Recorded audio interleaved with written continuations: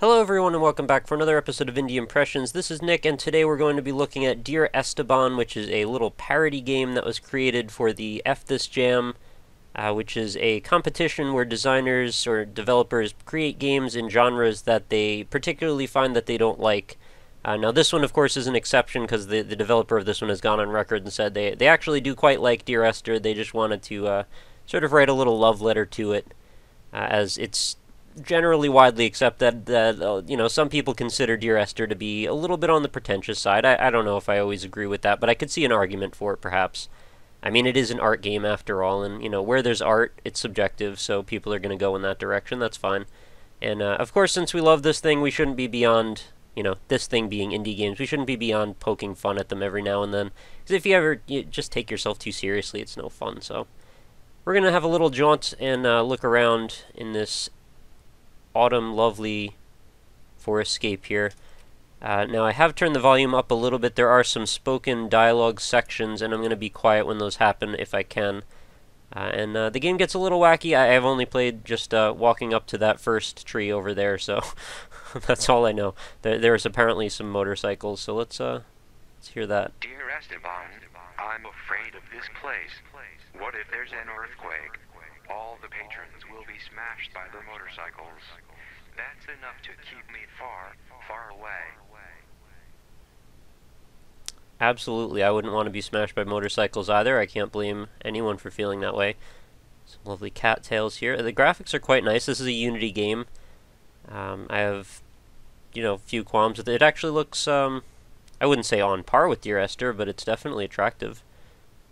I wouldn't have a problem walking around this if it was a serious, legit game. When I was overwhelmed with crowd hanging everywhere, and immediately my eyes were drawn to a very large, out-of-place living room chair was being occupied by a large fat man stuffing his face with what appeared to be blue cheese-filled lettuce cups. He was on a ventilator, one eye was half closed and leaky, food on his face and chewing with his mouth open, food flying out. I thought, ooh, gross. Alright, so I guess they went the Portal way and, typed a... Well, no, that's not exactly what Portal did, but I was going to say they typed a bunch of stuff into something with speech, text-to-speech, and then had it speak it back. But Portal actually had a voice actor, so a little different. So I hear things get pretty wacky. Okay, I think we've reached our invisible wall here, which happens to coincide with our quite tangible wall. Best to use them in conjunction, I suppose. And we're going to head over towards this little urban scape. Oh, there would be the living room chair we were supposed to spot while he was speaking. I never know when these things happen if I'm supposed to keep walking. What the hell are we doing in this dump? Then I saw all the cool old bikes hanging around and realized, hey, there is some really cool shit in here. Interesting. There's skeletons that always seem to appear when you look away from them and then sink into these pots. I was thinking maybe I looked down. No, you gotta actually seem to get them. No, maybe you need a certain distance from them too. I figured there must be some reason my buddies dragged me here. They know where to go. I guess it's a good thing. I am open-minded and easygoing. So we should take this game very seriously and very literally. No problem with a man dying on the couch watching a movie. I have no problem that I had to watch out for his oxygen cord so as not to step on it and cut off his breathing. I have no problem with motorcycles hung precariously over my head. So they're really trying to poke fun at the fact that Dear Esther was a little bit on the obtuse side and sometimes got, I would say, overwrought. I think that's entirely plausible. See, the thing about Dear Esther is when it started out, you didn't really know at all what you were getting yourself into, and it wasn't until pretty much the last act that you really started to put together the pieces, at least in my opinion. I don't know, people can make different, judgments from seeing the story of that. And I'm just sort of lingering here because this is very pretty to look at, and I don't want to trigger the next dialogue. But, yeah, I would say the story was entirely subjective, and there's a lot of different ways you could read into it. But by the end, things sort of firm up and become a little bit more, cemented in place. So I think I don't know if you could make an argument that there's several literal interpretations of what Dear Esther was trying to say, but up until that last moment, I think you could probably make that case. And like I was saying before, we should definitely take this story very literally, in that there was like a man dying on a chair eating blue cheese, and motorcycles were going to take over the city. I like these light bulb spray paintings. They're pretty cool. So I guess we should go into this weeded area. I'm taking it very slow because I know this is actually pretty short. And I don't want to I do have rush. a problem with the bartender still being ridiculously unfriendly, even when we made an attempt to tell her we were going to an 80s party. And wait a minute, why should we have felt the need to explain to anyone why we are dressed anyway?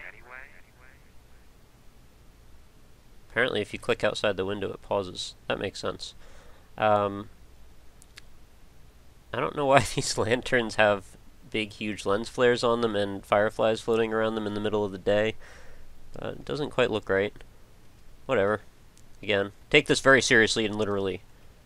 These textures, I know these damn textures. These are from Duke Nukem 3D. I'm pretty sure they are. I have seen these before. I've used these in maps. These are freaking Duke Nukem 3D textures. I'm pretty sure. Somebody let me know in the comments if I'm right about that. I really think I am. I think they did stuff to them, though. I don't think they're exactly the way they were then. Ooh, can I sneak in there? No. Or maybe they didn't even. I don't know. What's this? Is that a cat? Cat and something. I don't know. I can't quite understand what I'm looking at. I also have a problem with the girl Ah. down from us, who looked like she too was going to the 80s party, but got grossly offended when I asked her if she was. Okay. That's a large whale. Gazing around at millions of dollars in collectibles, a picture caught my eye. It was the most beautiful picture I have seen in ages. I looked everywhere calling it, making kissy sounds. Here, kitty, kitty, kitty. No damn cat. I am usually a cat magnet. This one was too hard to get. I went to the fat man and noticed a bench next to him and what appeared to be where the kitty slept. I said, "Hey, Weezy, where's the cat?" Okay. I guess I went too far too fast and went and triggered two of the dialogue bits at once. I shouldn't have done that. There's the cat. Things are becoming literal again. Where's the damn cat? Have you seen the cat? Is this where it sleeps? He said, yeah, the cat sleeps there. The cat is under the tables. Man, I am totally jealous of the cat. He lives at a bar. I wonder how they can get away with a cat living in a bar. How'd the whale get back over there? Wasn't it on that side? It's been flying circles around us or something? What's going on in this windmill here? Quick addendum. Oh. Norm's dead. The motorcycles are gone. Real sad. 1 star. Was this review helpful? Yes. So, I guess that's Dear Esteban. We can go out on this absolutely beautiful final moment here. Actually, I should just look around, make sure I didn't miss anything over here. I don't think so, though. Hopefully this isn't just going to boot me out to the desktop. No, I guess not. Alright, so hopefully you guys can take a lot away from that. I just figured it would be worth going through because sometimes it's just fun to do something a little bit silly and goofy. I don't know how goofy this is. This is more just parody, but that's a pretty sweet cat statue up there, or rock formation. Cat rock formation. And if you took screenshots of a bunch of these different things, it would probably look pretty epic. The stills of this probably look great. It's just in motion it looks a little weird. I don't know why I'm arguing about the graphics of a Unity game parodying Dear Esther. That's really not relevant. Anyway, so I just wanted to take us through that, have a quick moment, have a good time, and see what this was about. So now I know, now you know, now we know.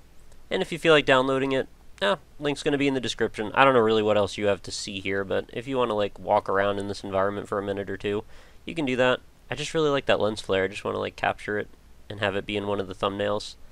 You'll know if there was success if this shows up as the thumbnail for this episode. It might not, though. It depends. Yeah, so that's going to pretty much do it for this episode. Sorry it was so short, but, you know, some games are shorter than others. And some episodes are like 40 minutes long, so, you know, a little give and take sometimes. I just go as long as they need to go.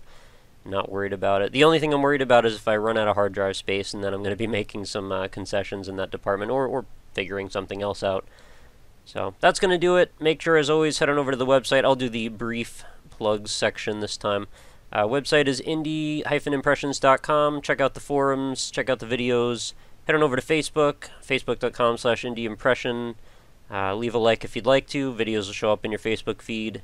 And if you have any comments, criticisms, suggestions, or you want to recommend a game for me, or if you're an indie developer and would like me to check out your game, want to give me a review copy, at RockLeeSmile on Twitter would be the way to do that. And all these links are right in the description.